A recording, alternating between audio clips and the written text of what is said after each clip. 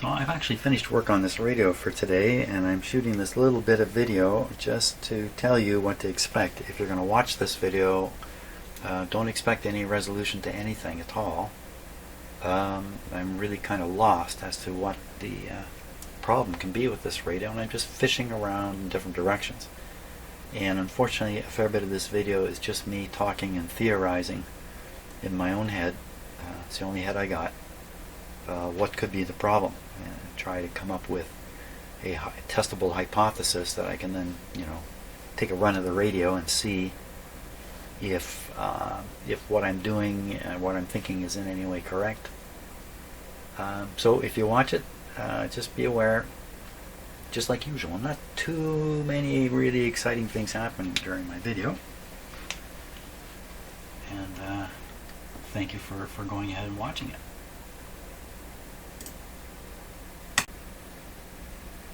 Well, hi, good morning. It's the last day of 2021. I'm sure we're all happy to see that go by. Tomorrow starts a new year, and I'm pretty hopeful it's going to be a lot better year than this year. Now, what about this radio? Boy, oh boy. I think what I might want to try to do is fiddle with the alignment on the radio. You can see an alignment tool hanging out here. Just fitting it in before turning on the video. I think all I want to do is just check to see if the alignment is way out. I can't imagine it is. But before digging deeper for other problems, this is a fairly easy one to kind of check out and just assess. I think in this radio there's only 4 things that need adjustment, or maybe 6 depending upon how you count them. That's the IF. There's 4 adjustments in the IF, the 2 transformers. And there's just an antenna trimmer and an oscillator trimmer. I really can't see that this is somehow responsible for the strange effects. And what are the strange effects? ADC voltage that seems to not vary much with signals, but is always higher than it should be. A bit of distortion in the output, and the output seemed weak, although I'm not sure about that now. I seem to have some countervailing observations about stuff like that. So alignment. So I think I'm just going to do kind of a crude check of it. I've been feeding a oscillator signal into the radio through the antenna, just using this loop arrangement here. I'm going to continue that, just do it at the IF frequency, and try to sneak enough of the signal into the first tube here that it's going to pass through, enough of the IF signal. So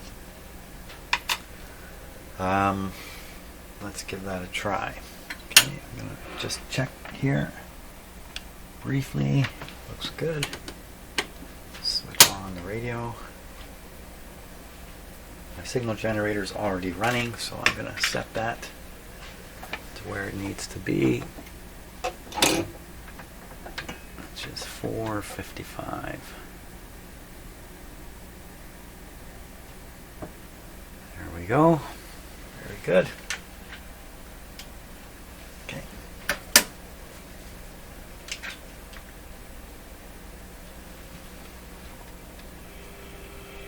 Bingo. Hey, everything's okay. So there we are, a bit of the signal leaking through, even as right from the start here.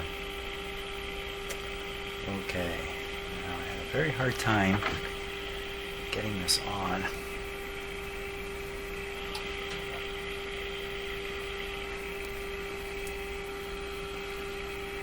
Let's see what I can do this time. There we go. Just listening to the tone of it. Down, down. Yeah, I think this is probably tuned just fine. May not be perfect, but how bad can it be if the radio's working like this? Okay, here we go. Oh, let's take that back. Okay. Got a fair bit more out of that one. Let's go underneath.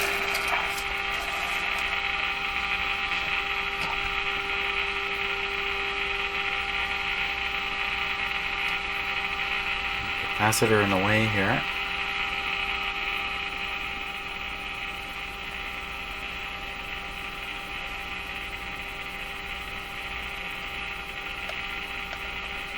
Can't get in with this tool. Let's try this one. Okay. Oh my.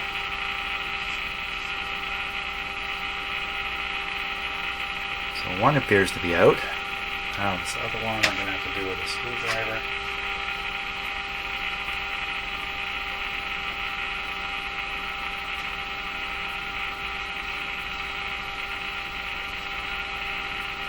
And one transformer was okay and the other one was out by a bit.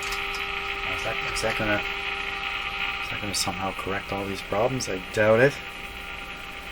That sounds pretty clear.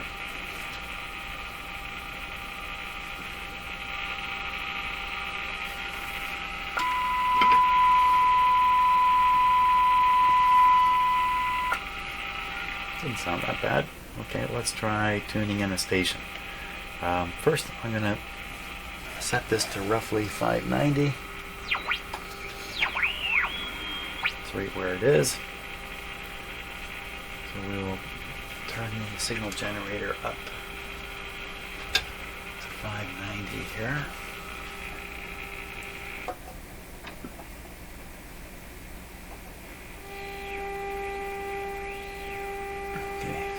Quite tuned to 590.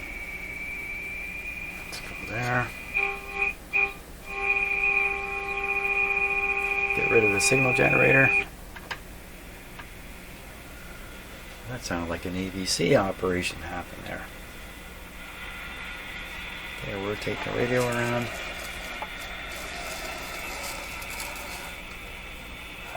Where are you?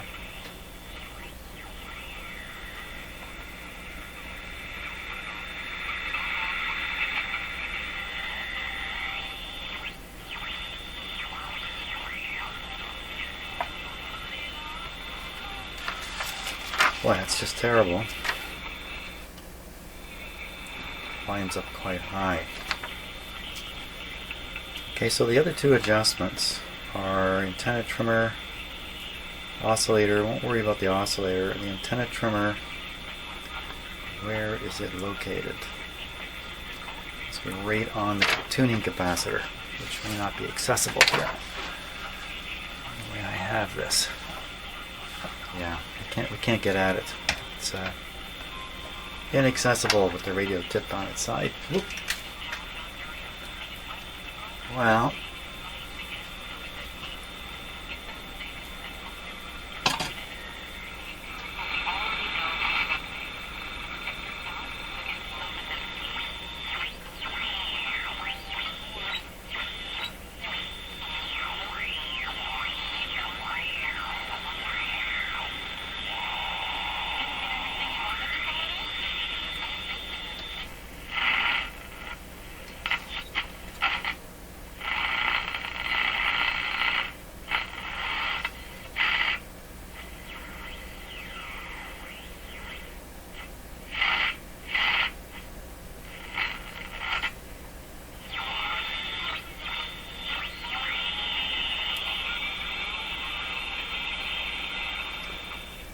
surely this radio can work better than that. Oh. Hello. It is Jim, yeah. You know, one of the things that's just come to mind here, sorry about that phone call, that was my grocery store that we were doing the curbside pickup thing, you know, order the food online and then drive up and they load it in your car. You know, thumbs up to that. I hope they keep that going after the scourge is over, because we kind of like that. Okay, one of the things I've noticed over and over and over is as when I turn off the set and the voltages begin to dissipate, the set gets louder. So I'm going to find out if that's still the case, because I think that's a huge hint at something. So I'm going to turn down the supply voltage. I think I did this at the end of the last video, didn't I? Try it again.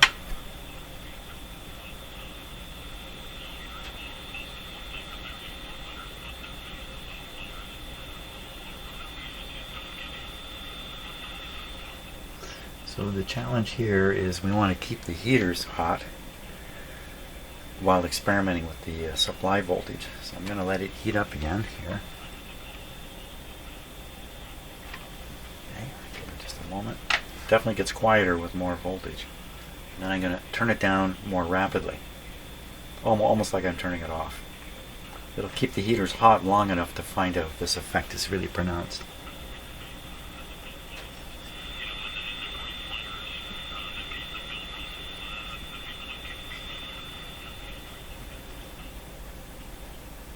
Okay, now it's quiet because the heaters have gone cold. That's pretty obvious. There is something funny going on. I don't think with a properly operating radio, when you reduce the voltage, it just gets weaker. Not this one. So something is too high in here. And what could that possibly be? Bias on these front tubes. So the bias is 3 volts, but I'm pretty sure that's not much of a bias.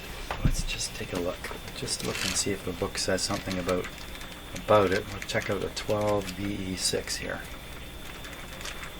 12BE6. Doesn't say much about it. Miniature tube. Heater volts, amps, heater rating. Identical to 6BE6. Of course, I gotta go see 6BE6. 6BE6. Now, what's it going to say about the range of grid voltages?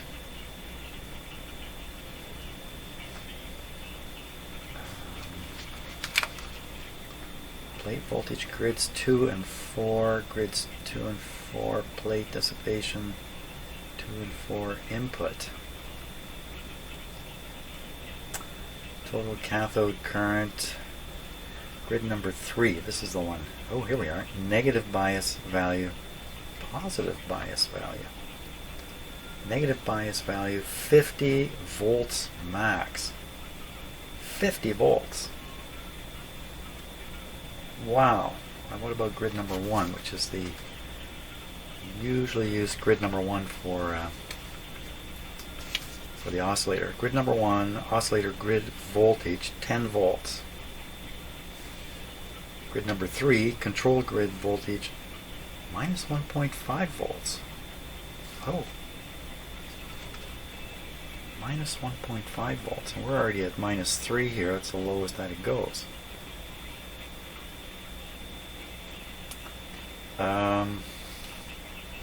There's some charts down here. Grid number 1. Milliamps, that's not really what I'm interested in. Operation characteristics with self-excitation. This is more about the oscillator side of things, I think. Kind of showing you the ranges in which it will kick into oscillation. I believe that's what this is trying to explain. If you operate the tube outside, or not in concurrence with this, it may not oscillate. I think that's the case there. Separate oscillator excitation. Well, it doesn't seem to say too much about it. This is all about the oscillation again in here. Well, I don't know for sure. My own experience with radios like this is minus 7 volts is pretty typical. Minus 1.5. Now, what are they calling that? They're calling that grid 3 control grid voltage. Typical operation.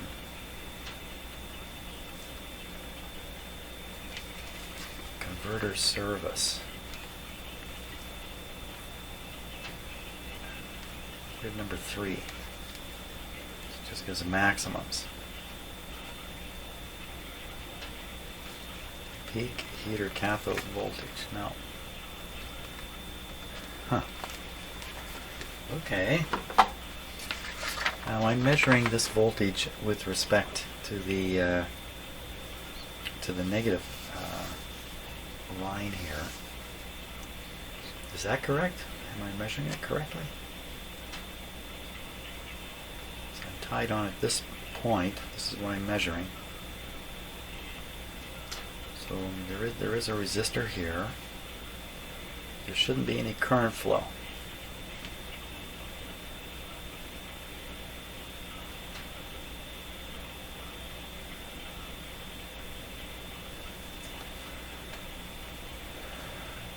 Same voltage, or the voltage here, is applied to 12BA6. Maybe there's a hint under 12BA6 about this. I'll look up 6BA6. We'll see what it says.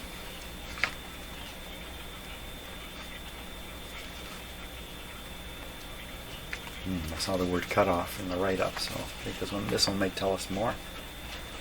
Plate characteristics, remote cutoff,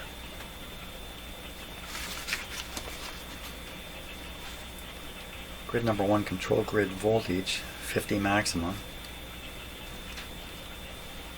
Those are maximum readings. Characteristics, grid number 1 voltage approximate for transconductance of 40 micromhos, minus 20. What do they mean by all that? They're saying to get a certain gain in the tube, or to operate the tube where the transconductance is 40, you need minus 20. That's not really helping me any. But it shows you, I think this would suggest minus 20 is a voltage to be expected. Control grid, here we are, this is the write-up I'm looking for. Control grid bias variation will be found effective in changing the volume of the receiver. In order to obtain adequate volume control, an available grid number 1 bias voltage of approximately 50 volts will be required. The exact value will depend upon the circuit design operating conditions. This voltage may be attained depending upon the receiver requirements from a potentiometer across a fixed supply, from a variable cathode bias resistor, from the AVC system, or from a combination. Oh my gosh, 50! 50! This is not going to get anywhere near 50. What was that minus 1.5 for the other two? Grid number 2.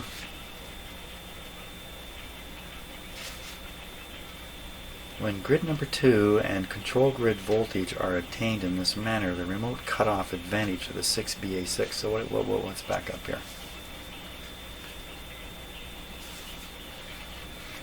What are they talking about here? Screen grid voltage. Yeah, maybe there's something wrong with the screen grid voltage. Screen grid voltage may be obtained from a potentiometer or a bleeder circuit across the B source supply, or through a dropping resistor from the plate supply. The use of series resistors to obtain satisfactory control of grid number 2 voltage in the case of 4 electrode tubes is usually impossible because of secondary emission phenomenon. The use of series resistors for obtaining satisfactory control of the grid number 2 voltage in the case of 4 electrode tubes is usually impossible because of secondary emission phenomenon. Okay, I don't really know what they're talking about exactly, but in the 6BA6, however, because grid number 3 practically removes these effects. Oh, I see. So they're just pointing out the effect of the suppressor grid. It is practical to obtain grid number 2 voltage through a series dropping resistor from the plate supply, or from some high intermediate voltage, provided the source does not exceed the plate supply voltage. With this method, grid number 2 to cathode voltage will fall off very little from minimum to maximum value of the resistor controlling the cathode bias. In some cases it may actually rise. This rise of grid number 2 to cathode voltage above normal maximum value is allowed because both the grid number 2 current and the plate current are reduced simultaneously by a sufficient amount to prevent damage to the tube.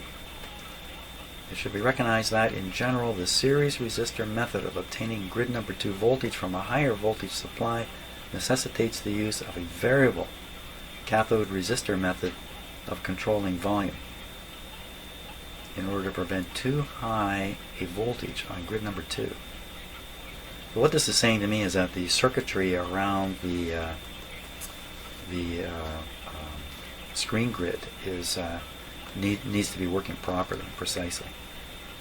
When grid number 2 and the control grid voltage are obtained in this manner, the remote cutoff advantage of the 6BA6 can be fully realized. However, it should be noted that the use of a resistor in the grid number 2 circuit will have an effect on the change in plate resistance, with variation in grid number 3, suppressor grid voltage, in case grid number 3 is utilized for control purposes, which is not commonly done. Grid number 3, suppressor grid connected directly to cathode, or may be made negative with respect to the cathode. For the latter condition, the grid number 3 voltage may be obtained from a potentiometer or bleeder circuit or AVC. What is going on in this radio? That was quite a bit. I'd have to read that quite a few times and really study it to fully absorb what was written there. So here's the tube in question. Okay, so this shows the screen voltage to be 75 volts, the same as the plate voltage obtained right from this supply line. Hey, what is the voltage of this supply line here? It should be 75. So that would be 75 on both pins 5 and 6 of the 6BA6. Pins 5 and 6. 5 and 6, the 6BA6. Okay, let's find out what's going on.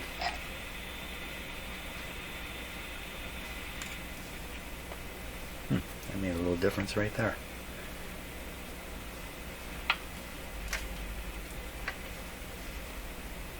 Got this on positive. What were we just getting on this? Yeah, negative. Okay, now we want to try to find 75 volts. So 150 volts, 75 straight up and down. And we want to find pins 5 and 6 of the 6BA6. Okay, 6BA6 is right there. Pins 5 and 6. Here we go. 1, 2, 3, 4, 5. It's just hidden in behind here. Oh, so close to shorting it. Going this way.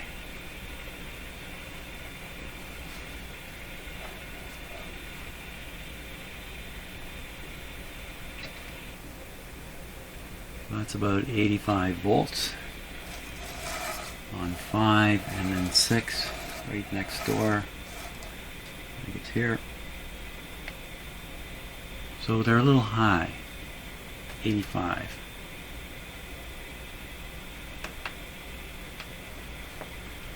Why so high? 85. Is that what's happening? I'm turning down the supply voltage. I'm turning down this voltage, and when it gets into its proper range, the radio is much more productive. Is that what's happening? Because 85, 75. It also means over here on this first tube, same thing. The 75 and 75, both 5 and 6. Let's try it. This is the 12BE6. 5 and 6. 1, 2, 3. 1, 2, 3, 4, 5. Ooh, scare me. Same voltage. And 6. Oh, whoa. Yikes. That was just a little too scary there. That's better. Oh, that made sweat flash out on me.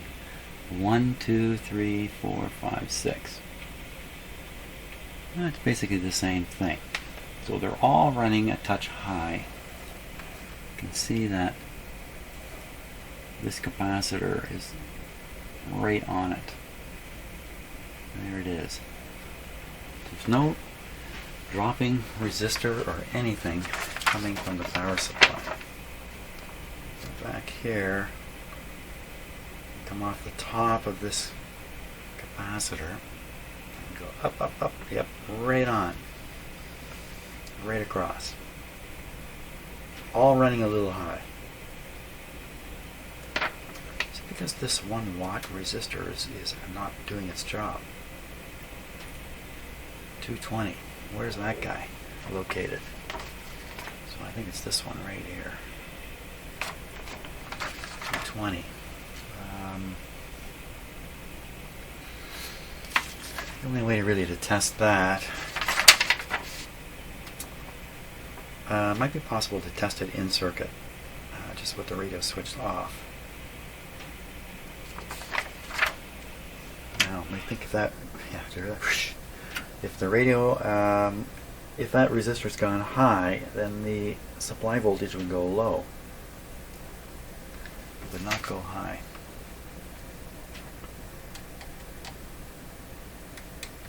Just checking for leftover voltage. Teeny tiny amount there.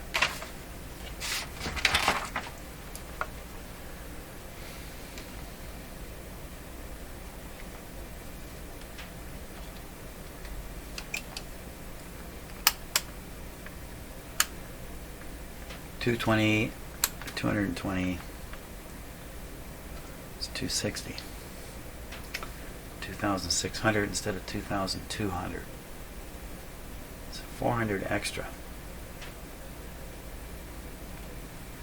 I think if anything that would reduce the voltage from what it could be. If I replace that resistor, have even a higher voltage on these tubes. So this is really saying if it's 75 volts out here, it's 75 right to this.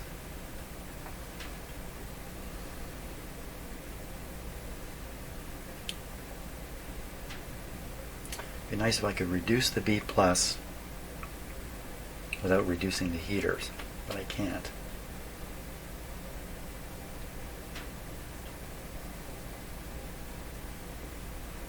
The reason I say that is I'd be able to reduce the B plus down into the range that's written on here and then see if the radio functions better.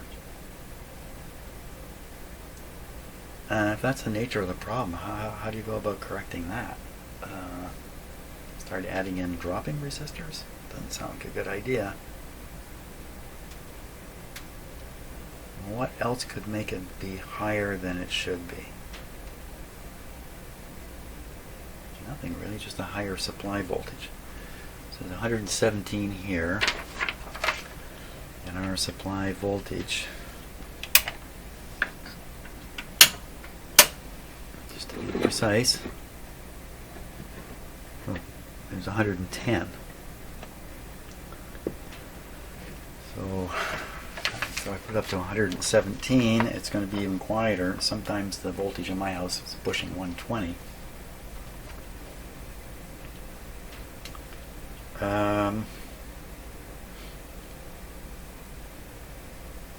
Can't say I've ever kind of dealt with this kind of thing before.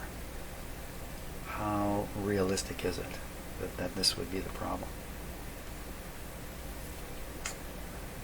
Another way to deal with this is to power the radio from a separate DC supply.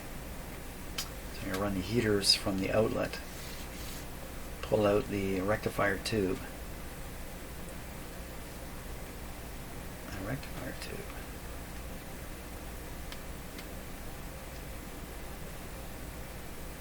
The light bulb is here.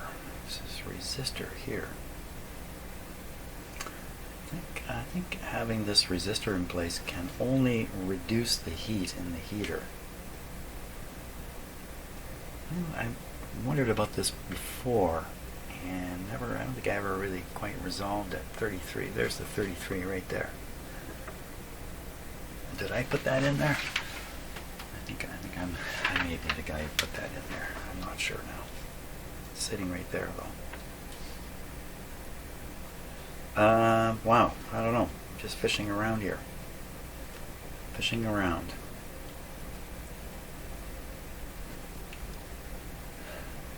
It's unclear to me that the AVC voltage is wrong. It doesn't seem to reflect the variations in the signal strength, but then it's pretty tough in a scenario where the radio is picking up noise all the time to get a fully relaxed AVC voltage. When I knocked out the local oscillator, the AVC voltage relaxed. Well, that could simply be because there's nothing going through the IF anymore.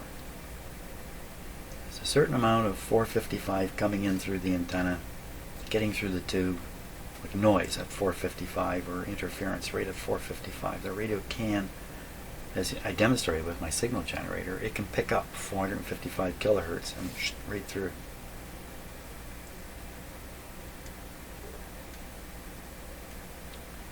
And so what?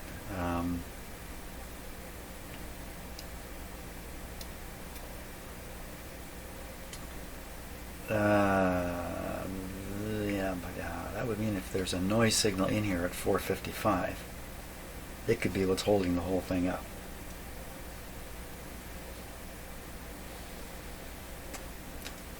Don't think that's very likely. I've looked at my SDR many times. There's nothing sitting right at 455 other than some just, run-of-the-mill noise. There's nothing powerful there. Very mysterious situation. Turning the radio off, seeing the voltages relax, the radio gets stronger. That's a powerful hint that it has something to do with these voltages, which are supposed to be 75 and are more like 85, maybe pushing 90. If I had the radio really plugged in the wall, because I'm restricting the voltage a little bit to it.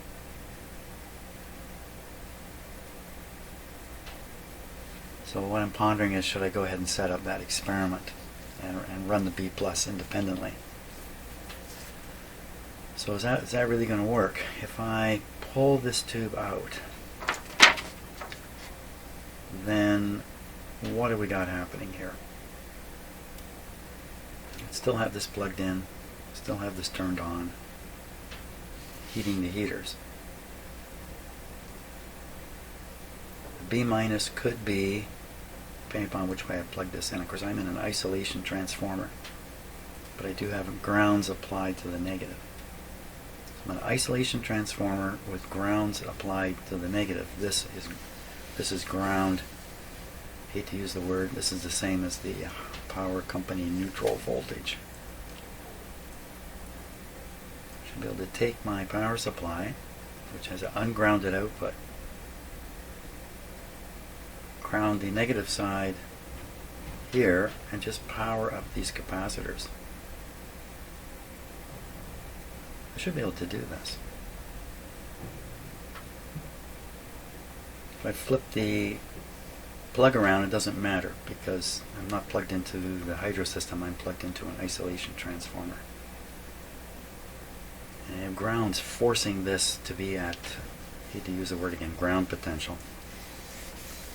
Doesn't matter what you do with this. Even if something crazy happened, it would pop a fuse or something like that. That's not going to happen. Power the radio up with an independent B plus supply. Control the B plus to these tubes until you get the 75 here. Or just notice the way the radio operates under those conditions. I think that's the experiment to do. So I'm going to set that up after I drink more coffee and just give a little more time for this to soak in before I do it. Oh, good thing I took a little break. I come back in, I'm getting my clip leads ready when I realize, wait a minute, I can't pull out the rectifier tube. That's going to shut the whole heater string down. None of the tubes will heat. Darn. So I cannot pull that off. Cannot do that. Study. And the difficulty here is if I'm really on to what's going on, which I am very doubtful of, but if I am, then until the situation is resolved with the voltages here, the radio is not going to behave right.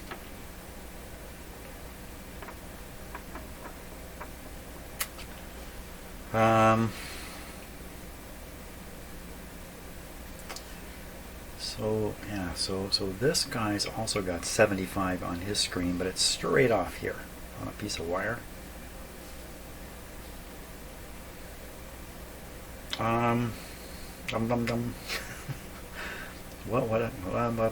What can I do here? Well, that sort of simple thing can be done. Really, it's kind of doing what I did before, just relaxing the supply voltage fairly quickly, keeping the heaters hot, letting these discharge down to this kind of range. Pretty sure if I hook up a voltmeter to watch this voltage, I'm going to see it go down, and you know, it's going to suggest that yeah, that's the problem, but it's just maybe a coincidental factor. Well, the radio can only get louder because a voltage is changing, or something is changing, and when you turn it off, what is happening? Things are going down.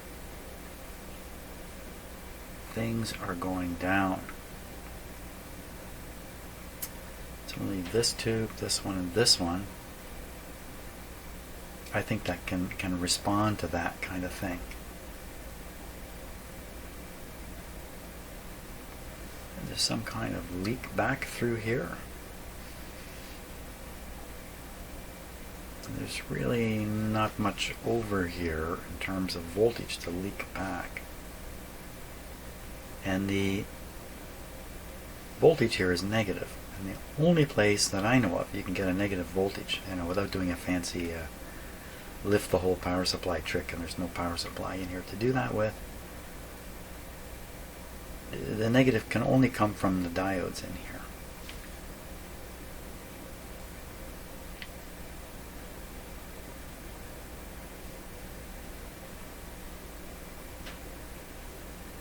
Only one of the diodes.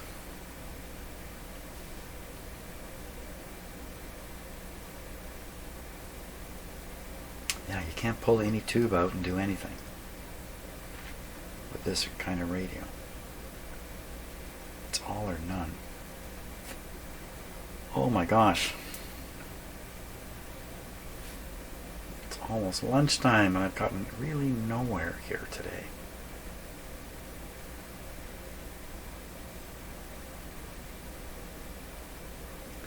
Some simple, obvious thing that I'm overlooking.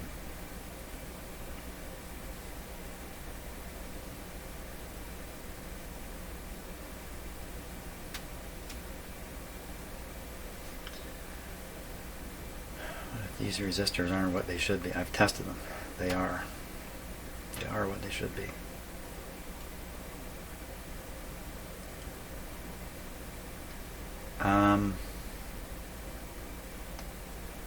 Cathode on this tube. Wow, is it hard to figure out? Looks like it must be 2 here.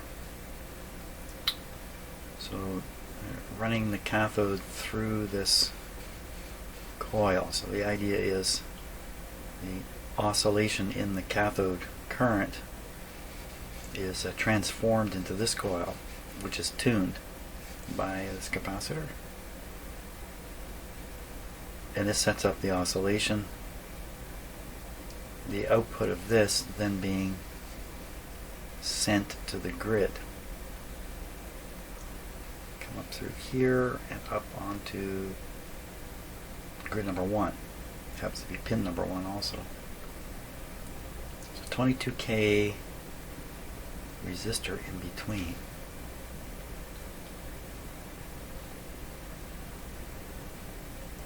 I'm curious about what that resistor is supposed to do. 22K off of pin number 1. Let me take a look at that. 12BE6. 22K resistor off of pin number 1. So pin number 1, that looks like 47. Looks like red purple to me. Also a capacitor, all going to the coil here. Pin number 1.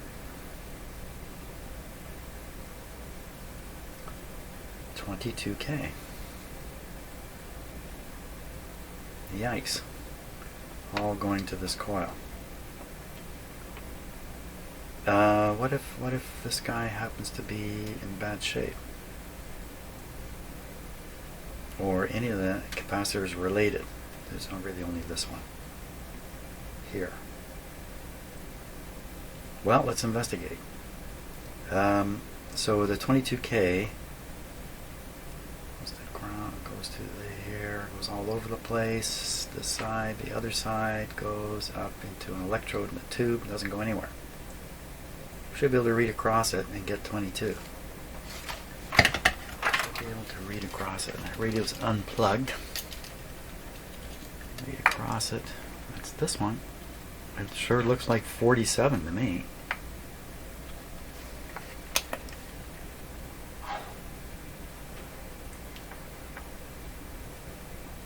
I think it's a capacitor. Okay, thinks it's a capacitor, right? Let's try a different meter then.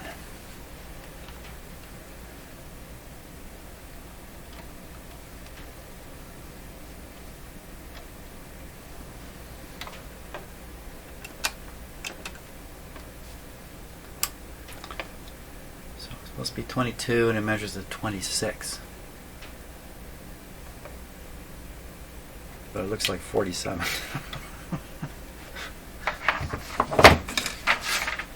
How can that be? How can that be? Let's grab the camera here.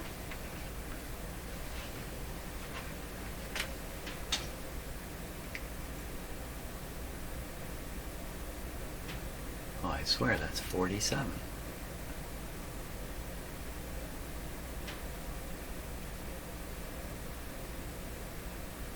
It's hard to believe that those first two bands are the same color.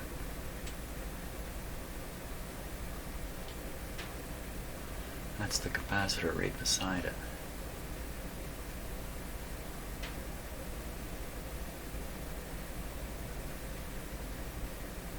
It's my very, very poor solder job there.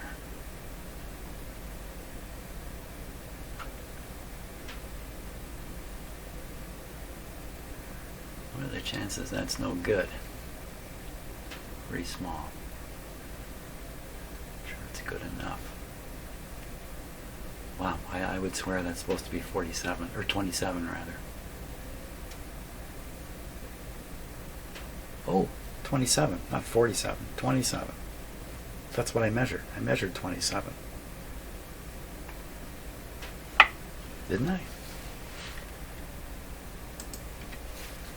So I put a 27 instead of a 22 in there. That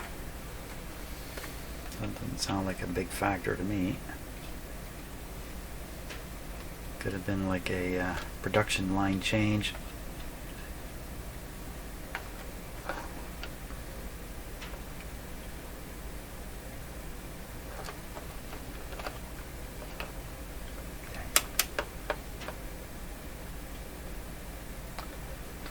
Which is what it says. It is what it is. Now, how could that be implicated in any of this? I don't think it really can.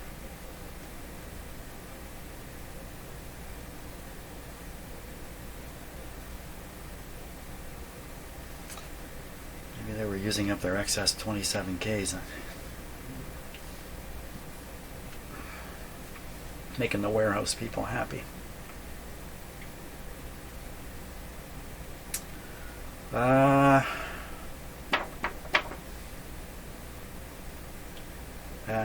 I can't figure out how to proceed here.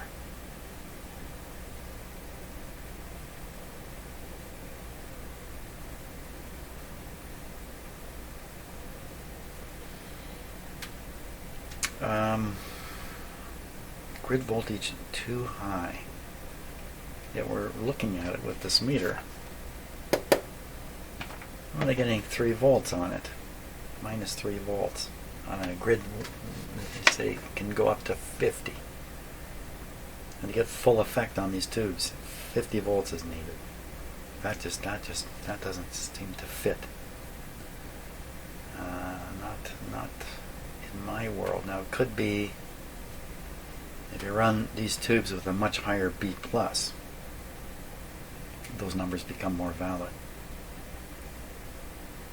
A lower B+, I would just guess you need lower and lower grid negativity.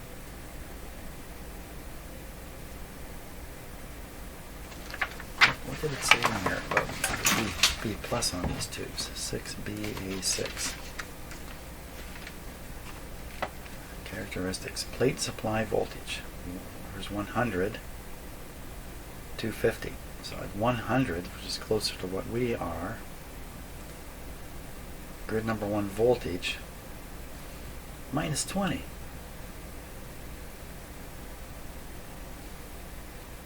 So if you're running it at 75, this becomes minus 17. We're nowhere near that.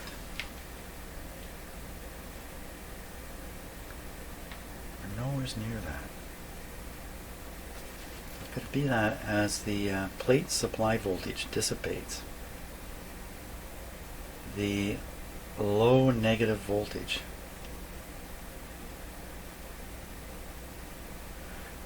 that would make it go quieter. I was going to say, is that what's happening? The relative voltages are changing in such a way that the tube conducts a lot more. So it's really the grid voltage compared to the cathode. And the cathodes, they're just to the B minus. Like, well, not this one. Not this one. Not to the B minus. What if I put my meter across this capacitor? See what we get.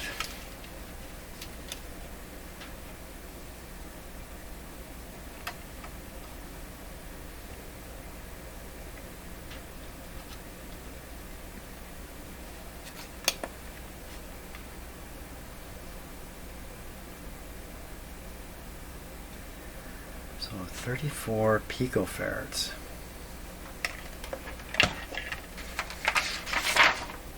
Uh-oh, M47. Doesn't tell us. Doesn't tell us what it is.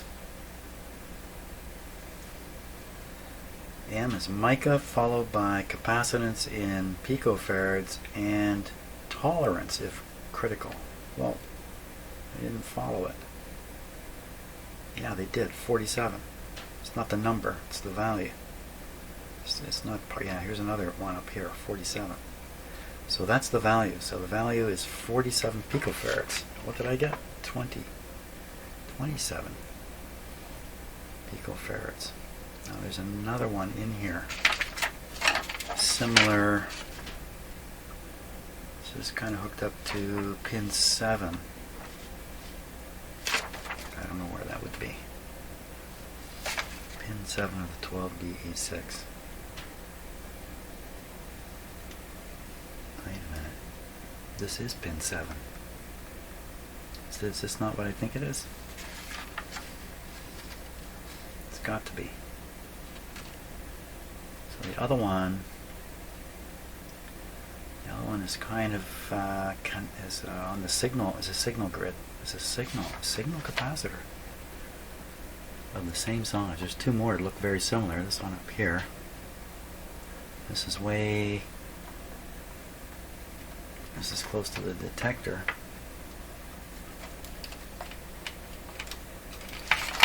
Can you show me another capacitor?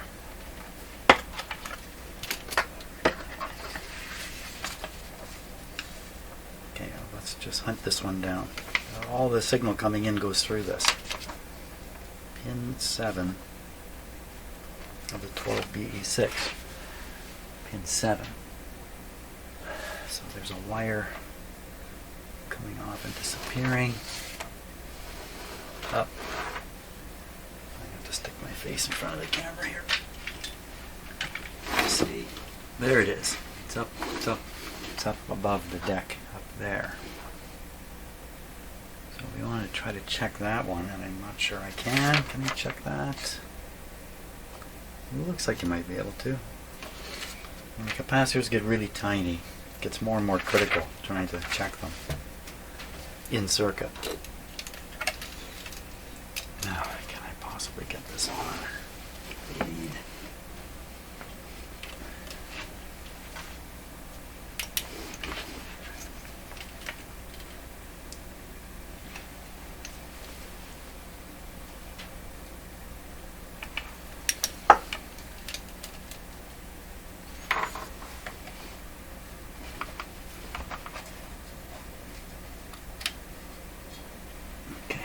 One side of it.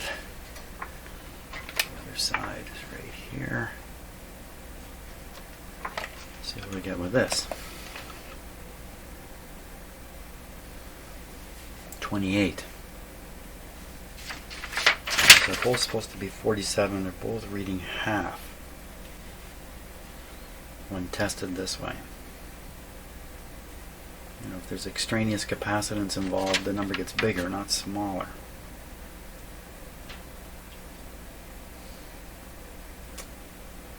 Not been my experience that these things go like this, but I can't say I've had enough experience testing these old capacitors in a situation like this, enough to say what is to be expected. Because capacitors wear out. They don't really wear out. Well, especially these kind. They wouldn't get more capacitance, they would get less. Some kind of dielectric failure? Moisture inside them? Both of them reading roughly the same thing. Half what they're supposed to be.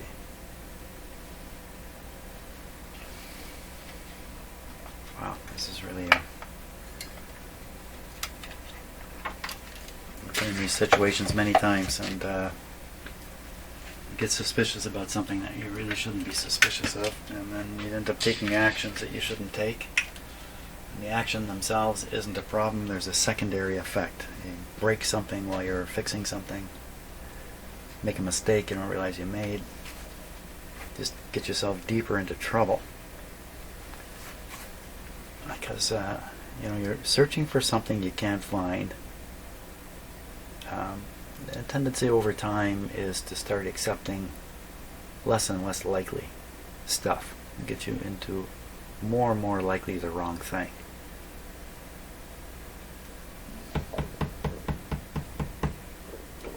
Well, I think I'm done for today. I don't think I got anywhere. I'm questioning whether I've got anything even worth posting here. Yeah. Okay. What I'll do is what I'm going to do is I'm going to record a little warning, stick it at the very front of the video, and then I can post this. Because although the results are negative results are positive because they eliminate things. Provided you didn't make a mistake, you've ended up eliminating a possibility that in fact is the real McCoy. Or am I just chasing smoke here? There's really nothing wrong with this radio. It is what it is. In order to test that, I have to take it to another location. That's quite possible. I think I'll do that today at some point. I'll take this to another location in my house and give it a run. And make a judgment on it. Maybe it's okay. Maybe. Well, thanks a lot for watching. If I posted this, thank you very much for seeing your way through it. And we'll see what happens tomorrow.